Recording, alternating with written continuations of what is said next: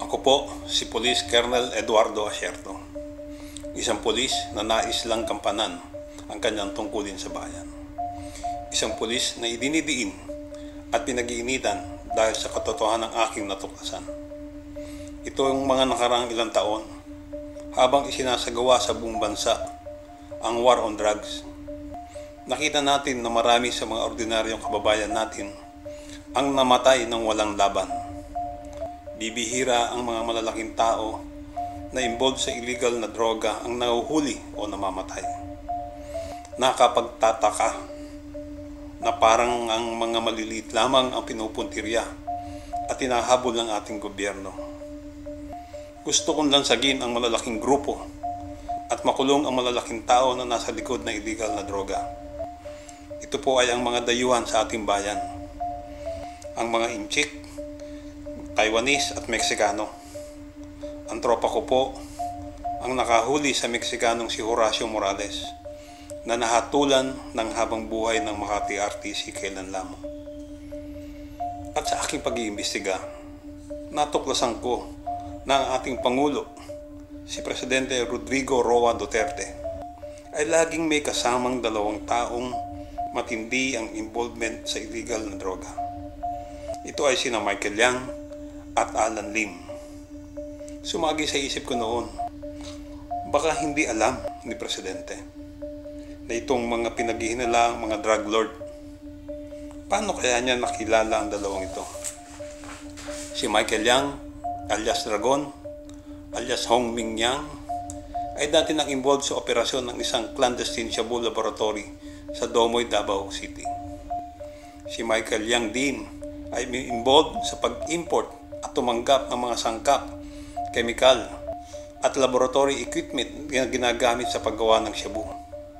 Tropa ko at ang PIDEA 11 ang humuli at lumansag sa shabu laboratory na ito noong December 31, 2004. Si Presidente Rodrigo Roa Duterte ang mayor noong panahon na yon.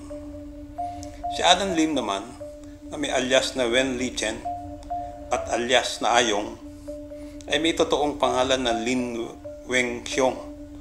Naaresto na ito sa loob ng isang clandestine shabu laboratory sa Cavite noong 2003. Itong taong ito ay nakasuhan na rin.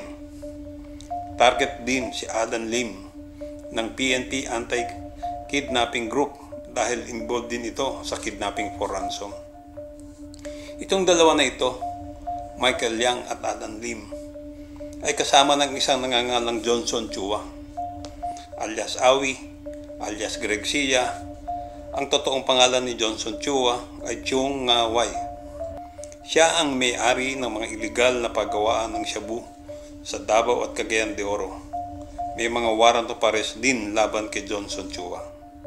Nakabase si Johnson Chua sa Macau at China, habang nasa Pilipinas naman sina Michael Yang at Alan Lim. Gumagamit sila ng mga legitimate na negosyo para pagtakpan ng kanilang illegal drug operations.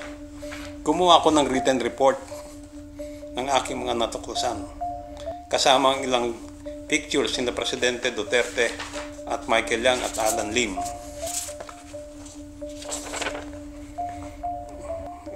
Si Michael Yang, si Alan Lim.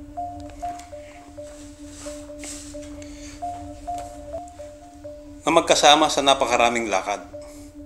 Panahon ng eleksyon noong eleksyon 2016, magkasama na sila. Meron din akong pictures ni Sap Bongo at sina Michael Yang at Alan Lim. Ayan.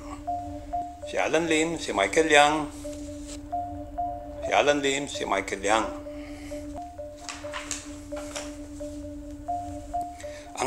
Sa aking pagkakaintindi, mga malapit na kaibigan ni Sap Bongo sina Michael Yang at Alan Lim. Sinumiti ko ang written report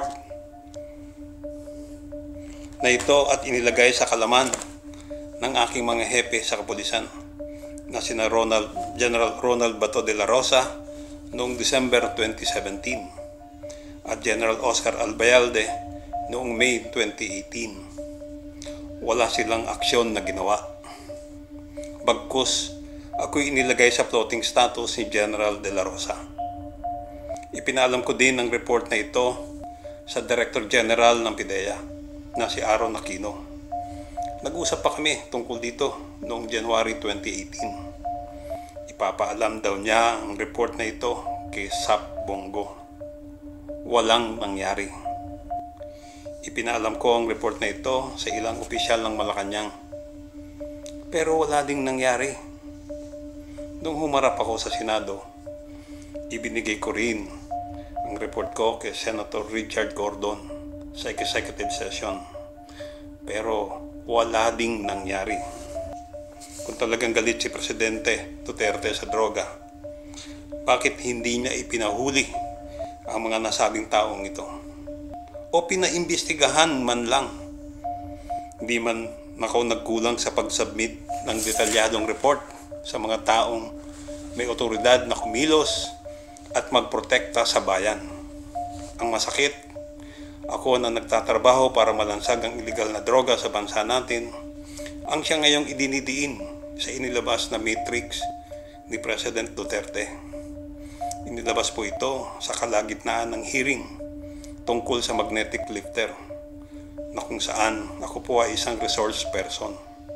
Ako daw at ilang mga dati kong tauhan ay protektor at kasama sa sindikato ng iligal na droga. Ang nakakagulat ay si Presidente Duterte po ang unang naglabas ng pangalan ni Michael Yang. Bakit? Alam niyo, 27 years ako sa police force.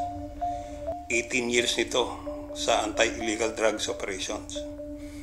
Kapag ganoon po katagal ang involvement sa isang bagay, may instinct na po kaming mga pulis. Marami akong tanong. Bakit poster, user ang description niya kay Michael Yang? Kung poser at user ang description, bakit consultant ng presidente? Kung galit ang presidente sa droga, bakit kasama-sama lagi? Ang ginawa ko lang, kung tutuusin, ay nag-imbestiga ako ng mga matataas na tao na involved sa droga. Ako ngayon ang nalalagay sa alanganin at gustong ipapatay sa halagang 15 million pesos. Aaminin ko na ako'y natakot. Pero walang maidudulot ng takot. Kaya po ako nagsasalita ngayon. Nananawagan ako sa lahat ng Pilipinong nagmamalasakit na maging mapanuri, mag-isip. Maraming nangyayari na hindi po tama. Ipagdasal natin ang ating bayan. Sana manaig ang katotohanan. Maraming salamat po. God save the Philippines.